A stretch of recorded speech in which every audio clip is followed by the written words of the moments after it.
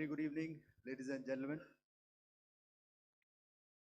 It indeed is a difficult time that we have to come here like this and brief you. We could have done without this, but we had no choice. As the DGMO has detailed, the event was precipitated by the Dastardly Act at Pahalgaon. The sequence of events have already been detailed. We carefully selected the targets, and out of the 9 selected targets, the target systems that were given to the Indian Air Force were the notorious training camps at Bhavalpur and Muridke, these being further from the international boundary. Through critical target system analysis, we analyzed what was to be done to annihilate these targets and plan to engage these targets with precision air-to-surface guided munitions so as to avoid collateral damage. The modalities of planning process I will not go through at this instant. However, what I would like to show you is the results that we achieved through our targeted airstrikes. Could I have the second slide, please?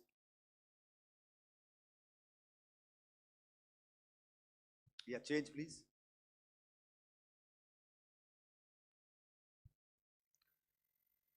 Okay.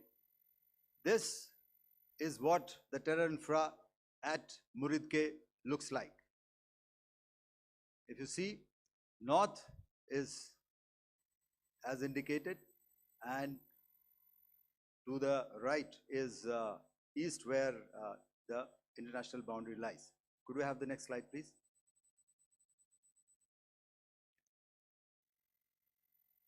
Orientating. Just go back one slide. Okay. Please have a look at this red building, the series of buildings out here, and this empty ground. Next. If you relate, the empty ground is here, and you see this is the first weapon that is impacting. This is the impact point number 1 on Muridke training camp with our precision guided weapon on early morning 7. Next, please. Keep your eyes glued for the second weapon coming in and the second impact on the selected target point. Next slide, please.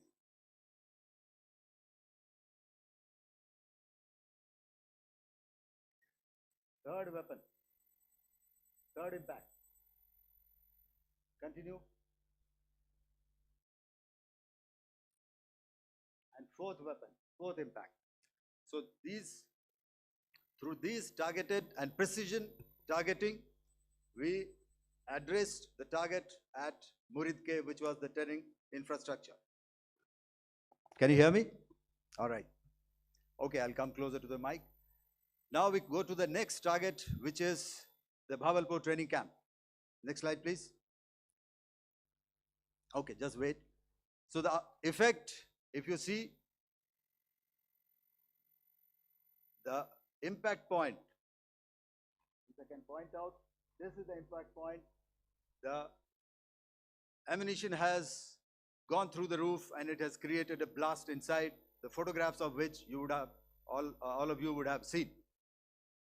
And the red building, after that, there was this double-story building. It has been completely decimated by our precision targeting. Next, please. The target system, which was in the north, a series of buildings. I will show you how it looked. Next.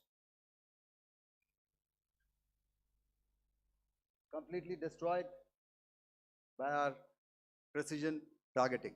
Next.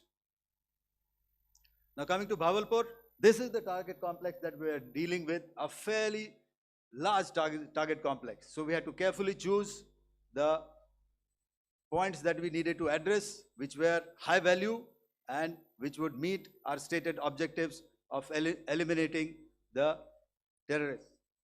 I would like to draw your attention to this red canopy, and in relation to that, I would cover the targets. One target system is a series of buildings here, other one here, and other one out here. Next slide, please. This is how it looked before, and this is how the building looked after the impact of the weapon. And orientation in relation to this red canopy, you can see here. Next, please. Before, next, and after. The roofs have completely collapsed. Next.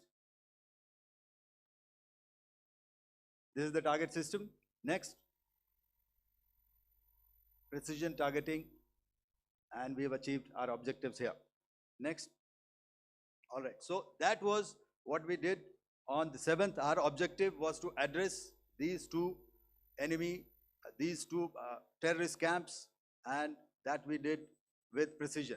And thereafter, we maintained a robust air defense posture, because remember, our objective was to target the terrorists and terrorist infrastructure, not any other infrastructure, not the Pakistani military, not the Pakistani any other infrastructure. So that is what we have maintained on the 7th of May.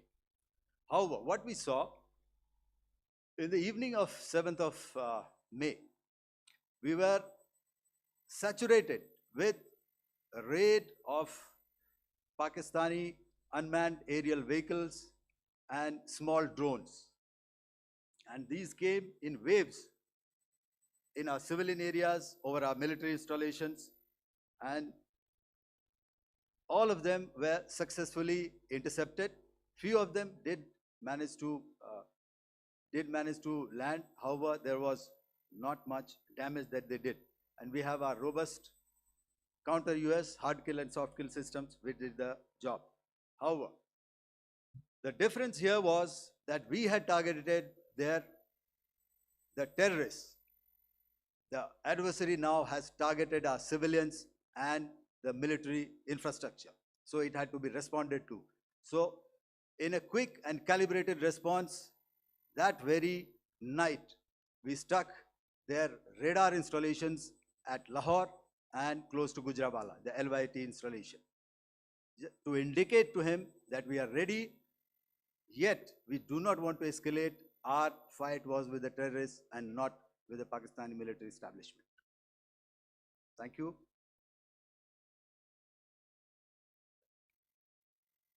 Thank you, Air Marshal Bharti. So, ladies and gentlemen, he's outlined operations not only on the night of 6th and 7th of May, when Operation Sindoor commenced, but also on the subsequent night. Being well aware and familiar with the congenital and impulsive nature of our adversary, and even though we did attempt to reach out and communicate our compulsions to strike at the heart of terror to my counterpart in the immediate wake of Operation Sindoor, the request was brusquely turned down, with an intimation that a severe response was inevitable and in the offing. We were, of course, prepared. Operations on the 7th and the 8th, Air Marshal Bharti spoken about. On the night of 8th and 9th of May, they flew drones and aircrafts into our airspace all across the borders and made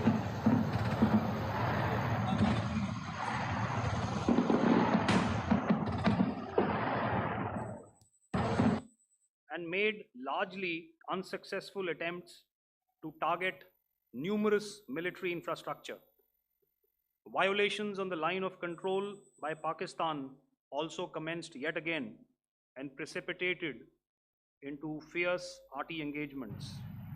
The air operations on the night of 8th and 9th of May, I'll yet again request the DG Air Operations to cover.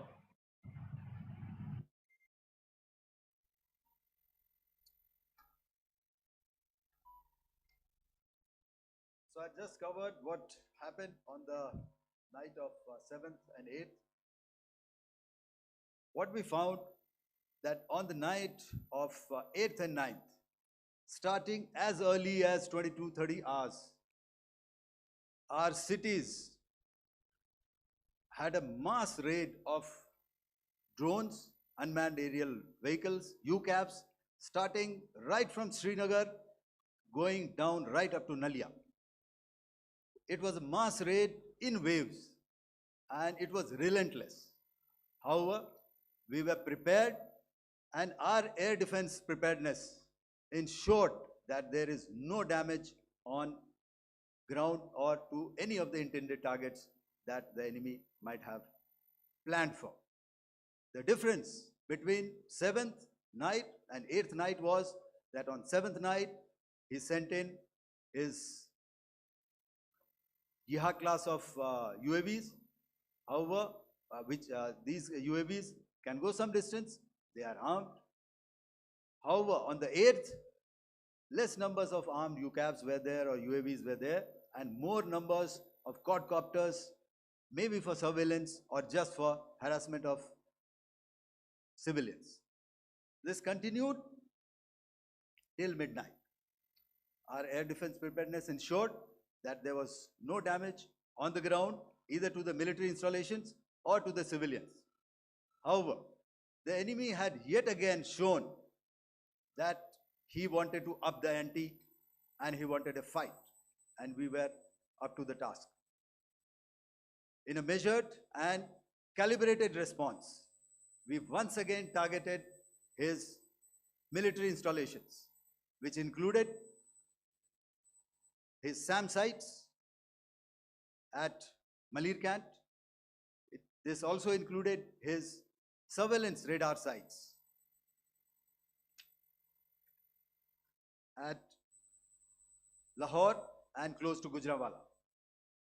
These were suitably addressed, and thereafter his drone attacks continued even till morning, which we countered, and during the daytime there was some respite. Here I would like to bring out another aspect. What we found was that while the drone attacks were being launched from somewhere close to Lahore, enemy had allowed his civilian aircraft to also continue to fly out of Lahore.